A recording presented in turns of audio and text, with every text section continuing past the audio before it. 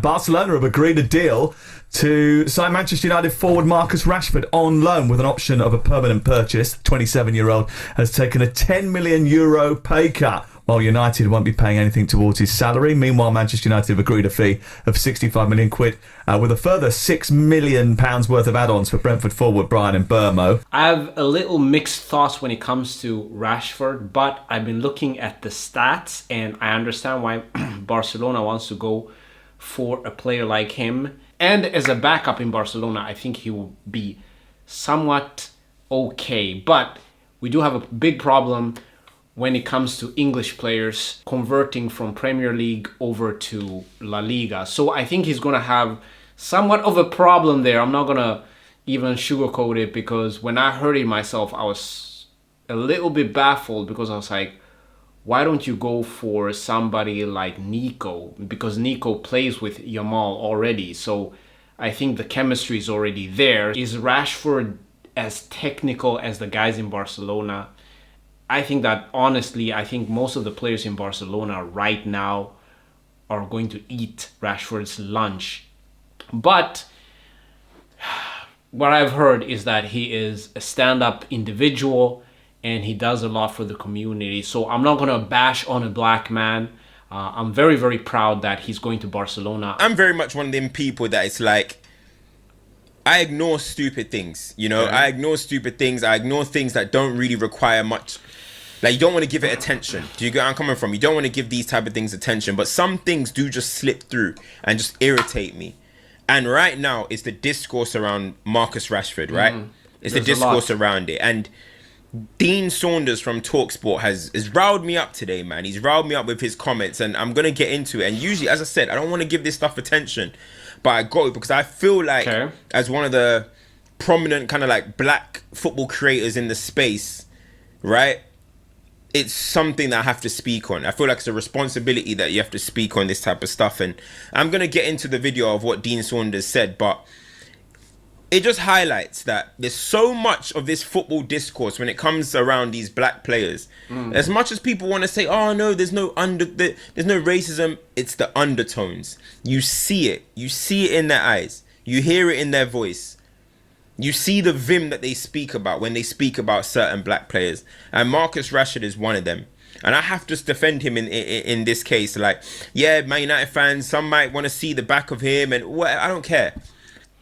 Okay, I get it. I do understand where he's coming from, because I've experienced racism myself. I live in Sweden, so I get it. I understand. But I need to ask the question, is it really racism, or maybe it's just that they don't like him? Yes.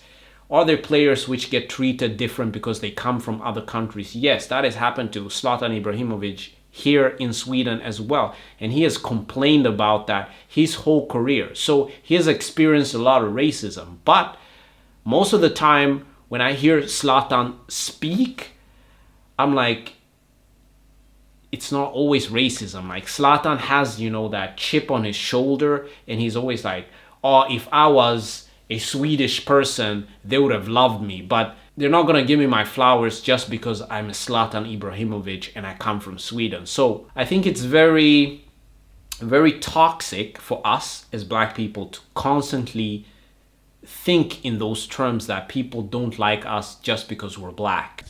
In this instance, right? What Dean Saunders said is just wrong. And first and foremost, guys, I'm going to play the video.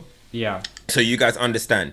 Shout out to 360 TV, because I wouldn't have seen it without them.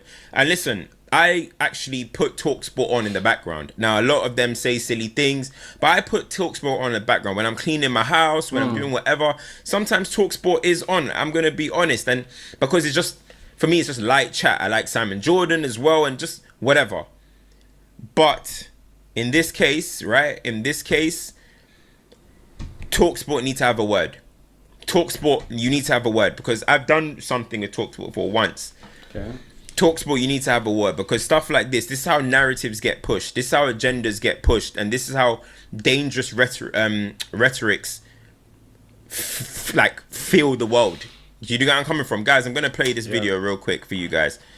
So like I said, shout out to 360 for getting this one up, but let me play this video now. Man United, get rid of him. and make him train on his own. And then he goes to Aston Villa and they don't want him. And he goes to Barcelona. Hansi Flick, the manager. And Deco, who's his director of football, I think. I don't know what's going through their heads. What have they been watching that we haven't? He doesn't deserve the move. No. He doesn't deserve to go and play for Barcelona for what his performances he's put in at Manchester United have been pretty shambolic. Okay, deserve is a little wild. He does deserve to go to Barcelona. Not every footballer, but I've been looking at his stats, and I think that he's a decent football player. We can't say that he doesn't deserve to go to Barcelona. But what I think that they mean is that he's not putting in the effort in Manchester United. So this being Manchester United fans or Premier League football fans, they're like, if you're not even putting in the effort in our league, why should you have the opportunity to go to Barcelona? It's almost like a parent seeing how lazy their kid is and then their kid becomes a millionaire. He doesn't deserve the move. No. He doesn't deserve to go and play for Barcelona for what his performances he's put in at Manchester United have been pretty shambolic, right? I thought he was nearer to going down the road of Dele Alli than he was of going to Barcelona. I thought he's nearer that road. I'd say to him as well, look, bin the Rolls Royce, because fans can't pay, some of the fans watching you can't pay the electric bill. Yeah. So Get rid of the Rolls. read the room, right? Who Read wanted the to room. drive around in a Mini Cooper? What other idiot would drive round in a Rolls Royce or a Bentley like that? Bin the Rolls Royce. Fans expect you to have a nice car. They expect you to have a Range Rover, an S-Class Mercedes.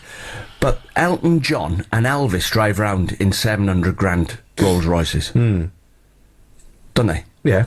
So, But they are the modern day rock stars. Yeah. well, yeah, don't be a rock star. Be like Scotty Scheffler. He's the opposite, isn't he? He just gets on with the job. Like, honestly, like, guys, if you just can't see the pure racist undertone in that conversation, then you can't be helped.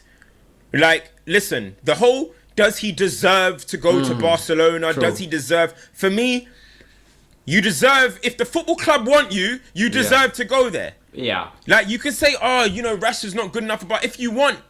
But the football club have gone in for Marcus Rashford, which means he deserves it. True. They have gone in for him.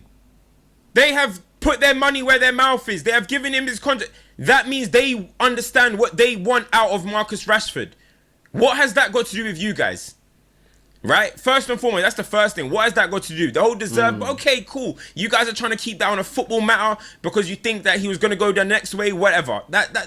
I disagree, but whatever. Yeah, I would have rather had Nico actually transfer to Barcelona, but Rashford's statistics proved me wrong because I was looking at it and I'm like, he's actually scoring goals and he had a decent season at Aston Villa. So I think that's what Deco and Flick looked at. But then talking about the fact that he has a Rolls Royce, Okay. what the hell has that got to do with anything? What has that got to do with anything? And the thing is, the only reason Dean Saunders knows that Marcus Rashford has a Rolls Royce is because of the video that come out of Marcus Rashford stopping to sign kids' shirts, to take pictures with kids outside of in his car. So for doing a good deed, you're talking about certain kids can't pay their electricity bill. What has that got to do with Marcus Rashford? What the hell has that got to do with professional football players? And of all the people, of all the football players in this country, for you to aim about kids at, you're using it for Marcus Rashford. The guy who was feeding kids and got cooked for it. You've got it all wrong, Dean Saunders, bro. This guy has got it all wrong. This is what happened. I don't think so. I don't think they have it wrong. I think they're looking at a perspective from this is a spoiled brat and he doesn't deserve to go to Barcelona. That's what they're doing.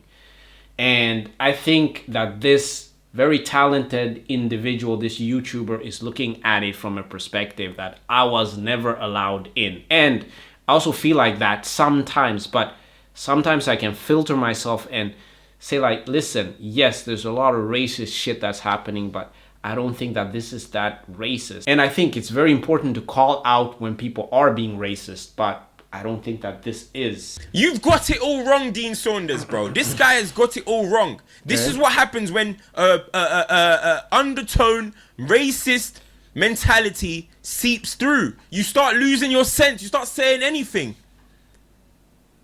Man's talking about council pay. That's the whole thing that Rashford has pushed his brand on. Yeah. Man was beefing MPs for the kids. And this guy's talking about, you don't want to see, what kind of idiot? Why are you calling him an idiot? Okay.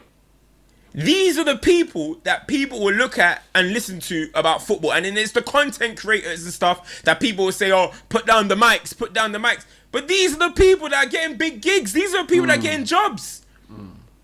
Dean Saunders.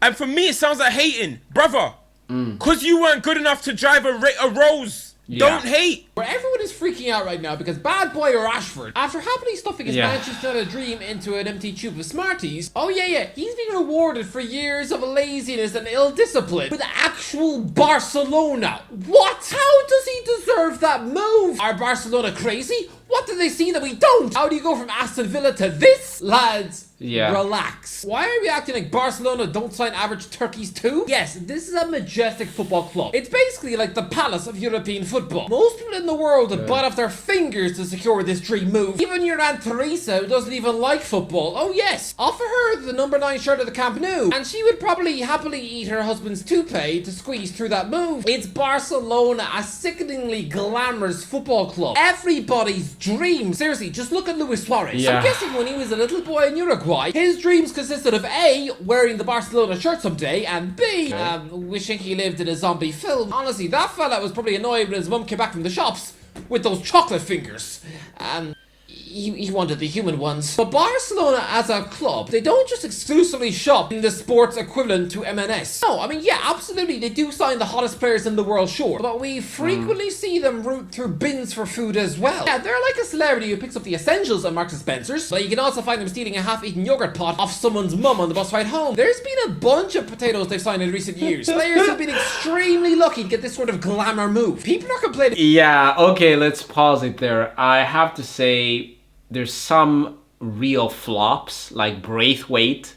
I don't understand why he had to go to Barcelona, and who was Gudjonsson also was a shocking move for me. So yes, Barcelona does sometimes make these very weird moves, and they go for these very weird players. But in order for a club to work, you have to have, I guess, the B talent, which is supporting the A talent. Silence, but in 2022, Barcelona signed Adama Traore from Wolves on loan. Somebody who looks like he's escaped the set of the Fantastic Four. Somebody who is lightning quick, yes, but absolutely has the football brain of a cauliflower. Because his end product is about as non-existent as the jokes in any Simpsons episode made since the movie. And yet Barca took him back, which genuinely looked like Lindsay Lohan asking her mate if she could borrow the poo in her toilet. Lads, it's only 5 years ago the club were signing a Middlesbrough flop in Martin Branthwaite. They brought in Kevin Prince Boateng, somebody who was once relegated at Portsmouth. It happens. Modern day Barcelona also sign mugs. Barcelona is not just this exclusive nightclub for the rich and famous. No, it is the sort of glamour spot where, yes, it will attract the celebrities, but there's every chance you also find Lawrence McKenna drinking milk at the bar. Lads, Barcelona right now are probably miffed because they really wanted Nico Williams, the devastating Spain and a little bow winger, not that Welsh crumpet at Forest. Williams is a brilliant footballer, and the chance to link up with his Euro 2024 buddy Lamine Yamal, that would be a scary proposition. And it seemed like Williams really wanted his new cap move. Christ, well, he was even caught telling his Barcelona buddies, "Bro, take me with you." Then he says no and commits to Bilbao for 10 years. Wait, what? The guy was on the cusp of quitting, and then in the blink of an eye, suddenly he has 8 fat years to the 2 years left in his deal? That is crazy. It's like your neighbor being inches away from leaving his girlfriend for someone at work, and then he finds out the woman at work chews sandwiches with her mouth open, so he just proposes to his girlfriend instead. What? Oh yeah, Rashford is the fallback option after the absolute shock of seeing Williams commit to Bilbao until he's 33. Although let's be real, he's probably got an £80 million release clause and will probably be off to Chelsea next summer. But yeah, Rashford is the plan B. And yes, he is lucky to get this move, considering he's been mostly pig food in a Man United shirt recently, and he had a very okay loan spell at Aston Villa. One thing's for sure, I'm guessing the local Catalan kids are delighted. They're probably thinking they'll never go hungry again. They're definitely expecting Rashford to waltz into their primary school, suddenly filling their canteen fridge with sausage rolls and soup. No, stop attacking him for that. He was actually very, very kind. If you guys don't know what happened, he was feeding kids. You know, when you're a certain age, you're still trying to figure out things and you do a lot of mistakes. So I'm like, let's not just like throw him under the bus just because, you know, he fed some kids. I'm like, that's being a little bit too harsh. But what do you think they saw with Marcus Rashford at Aston Villa that made him sort of the target, a person that they thought could fit into a team that's also got Rafinha, Lewandowski, Ferran Torres, Lamine Yamal, Pedri, Gavi? How is he going to fit in there, and what's he going to do? They lost, didn't they lose? They've lost the left-sided lad. I can't remember his name now, but they've lost the left-sided lad at Barcelona, and I think they've got him in just to fit in there. I don't think he'll play up front, mate. Well, left-sided last season was Rafinha, and Rafinha got 34 goals and 25 assists. Lewandowski played through the middle, and Lamine Yamal's playing on the right-hand side. So he's a very fortunate boy. He is a very fortunate boy. I'm interested to see how the metrics of the analysis you just gave. How's he taken a €10 million pay cut when his central employer is Manchester United? So Man United have a contractual obligation. Whether it's offset by what Barcelona are contributing is what it is. But I don't really see how Man United have gotten out of their central obligation. Well, is it not because he's agreed to take a pay cut in order to be able to facilitate the move? Well, that would be interesting if he has indeed, because he's got a contract. So it would be interesting to see how they've... But he's desperate to go there. Well, yeah, because he wants to play next season in the World Cup. So I think that was one of the major levers that United had to pull. Everyone was sitting there saying, well, how's this going to work? He holds the cards. He isn't going to go anywhere that he doesn't want to go. The flip side of it was he was going to sit in the middle of nowhere not playing football. So I think they found a solution. I don't know how the mechanisms have been deployed to work out the fact that his salary can be sacrificed. I don't know how he's done a deed of variation on his contract. I'm assuming that he has. Barcelona must have some contractual obligations to buy him. So that must mean in a year's time. I don't just mean airy-fairy ones. I mean real ones. Yeah. Because ultimately, otherwise, United are achieving very little by saving 15 I think he'll have thought he's won the pools, mate, Rashford, because to play for Barcelona, no disrespect to the clubs that he's been involved with, but it's like when you're a kid, you dream of playing at Barcelona, and I think he will have took a drop, whatever it is. I don't know how it works, like Simon knows more than that, but I think he will have said, look, I want to go there, whatever it costs me, I want to go there, because to play at Real Madrid, Barcelona for a player like him who's really on the fringe of everything, isn't it? He's got to pull his finger out now, hasn't he, really, and show the ability that we all know he's got. Well, we'll get Alex Crook on the programme in just a second. He's going to sort of go through the mechanics of the deal and the one that's taking Brian Mbeumo to Brentford. But is there a possibility that by going to the Camp Nou, surrounded by bigger personalities, possibly, that he can recapture his best form? How would you get the best out of him? No, I mean, let's be fair. The better the team is, the better you play. It brings you up to it. You look at the players they've got. He's going to get the ball in the right areas where he's good at, where he's potential. The last third, they get a lot of ball in the attacking half because there's so much on top, Barcelona, against the team. So he's got no excuse now. He'll get the ball in the right areas. Whether he can establish himself in the team is another thing. Yeah, that's where I'm at. I think Rashford's a very interesting signing, and time will tell its sweet tale. But do not forget to, of course, like, comment, and share, because it helps us out in the algorithm. And yeah, I'll see you in the next video. Peace.